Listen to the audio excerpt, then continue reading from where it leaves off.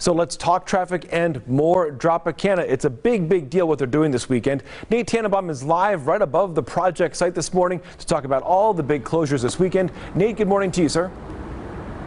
Good morning, John. So that backup that you're talking about happening live right now, southbound of the 15 at Flamingo, that is going to be closed. That's where the southbound lanes of the 15 are closed. The northbound lanes will be closing at Russell Road. That's so that the Dropicana project can take down the Dropicana Bridge over the I-15 because it was built in the 1960s. It was widened in the 1990s, and the project manager, Lynette Russell, joins us here this morning. Lynette, this is a huge deal to widen Dropicana, but it may be painful for the drivers this weekend.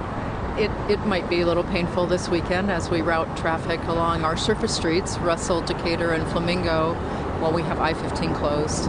There are going to be a lot of detour signs. Hopefully people will follow along.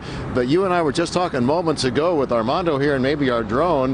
The reconfigured Dropicana, when it opens on Monday, will have something called a diverging diamond. Can you explain that real briefly? I sure can. Yeah, so we already have a diverging diamond in town here that people may not know about up at Horizon Ridge. The diverging diamond will take people on the opposite side of the road, which sounds a little scary maybe. It works really well for traffic flows, makes it a lot easier for people to use these off-ramps and on-ramps.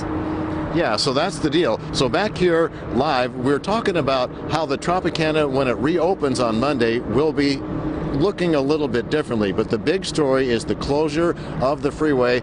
And Armando, I want the viewers to know that Lynette was kind enough to make a bow tie for me with the Dropicana logo on it. Lynette, I cannot thank you enough. That is so nice of you to do that.